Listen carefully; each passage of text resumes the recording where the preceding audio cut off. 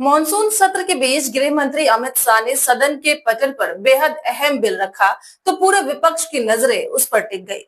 लेकिन सबसे बड़ा बयान आया है समाजवादी पार्टी की मुस्लिम महिला सांसद इकरा हसन की तरफ से। इकरा ने न सिर्फ बिल पर अपनी आपत्ति दर्ज कराई है बल्कि अपने भाई और किराना के विधायक नागेद हसन के जेल जाने का जिक्र कर राजनीतिक माहौल और भी गर्मा दिया है। और उनका ये बयान विपक्ष की तरफ से एक बड़ा संदेश और सियासी हमला माना जा रहा है। सवाल ये है कि क्या कुछ कहा इकरा हसन ने इस पूरे विवाद पर, इस पूरे बिल को लेकर, और क्या कुछ इसका इशारा है, सब कुछ बताएंगे इस रिपोर्ट में। मॉनसून सत्र के गहमा गहमी के बीच जब गृह मंत्री अमित शाह ने संसद में एक बेहद अहम बिल पेश किया तो लगा कि ये महज एक विधेयक होगा, लेकिन इसके बाद जो तूफान उठा उसने पूरे विपक्ष को झकझोर कर रख दिया, क्योंकि सदन में सबसे तीखी और सबसे मारक आवाज उठाई समाजवादी पार्टी की युवा सांसद ने। पूरे विपक्ष ने इस पूरे मामले पर बेहद विरोध दर्ज कराया। हालांकि इकरा हसन ने इस पूरे मामले पर बयान भी दिया है। इकरा हसन ने सिर्फ इस बिल को लोकतंत्र पर हमला बताया, बल्कि अपने भाई और किराना से सपा विधायक नाहिद हसन के जेल जाने का भी जिक्र किया कि यह सत्ता पर सीधा हमला है। उन्होंने कहा कि यह बिल दरअसल जनता के मैंडेट को लूटने और विपक्ष को कुचलने की साजिश है।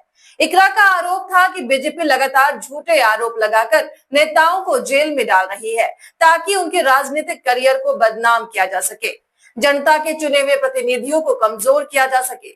उन्होंने चेतावनी भी दी है कि अगर 1 महीने की जेल को आधार बनाकर मुख्यमंत्री या नेता को पद से हटाया जाएगा तो ये जनता की आवाज को दबाने के बराबर होगा और ये डेमोक्रेसी की मौत होगी।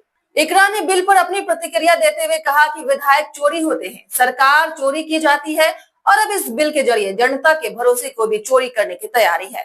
उन्होंने साफ कहा है कि उनके भाई नाहिद हसन को 11 महीने जेल में ठगा गया, बिना किसी ठोस सबूत के रखा गया और अब इस विधेयक को हथियार बनाकर विपक्षी नेताओं के राजनीतिक करियर को खत्म करने की चाल चली जा रही है।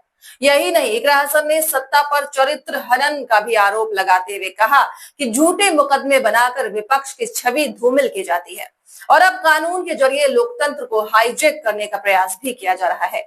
कहा कि इस तीखी प्रतिक्रिया ने न सिर्फ सदन का माहौल गरमा दिया है बल्कि बाहर भी सियासत की नई बहस छेड़ दी है। विपक्ष इसे अपनी सबसे बड़ी आवाज मान रहा है और सत्ता पक्ष इसे महज राजनीति मान रहा है। लेकिन सवाल यही है कि क्या इकरा हसन की यह बयानबाजी मुस्लिम वोट बैंक को और मजबूत करेगी? क्या नाहिद हसन का दर्द समाजवादी पार्टी के लिए सहानुभूति की लहर उठाएगा? और क्या वाकई यह बिल लोकतंत्र को खोखला करने की चाल है या फिर विपक्ष चुनाव से पहले महज मुद्दा बना रहा है? इतना तय है कि मॉनसून सत्र का यह बवाल अब थम तो चुका है। बिल को लेकर लगातार सांसद विरोध कर रहे हैं। फिलहाल खबरों में इतना ही। देश और दुनिया की तमाम खबरों को जानने के लिए देखते रहें केनी न्यूज।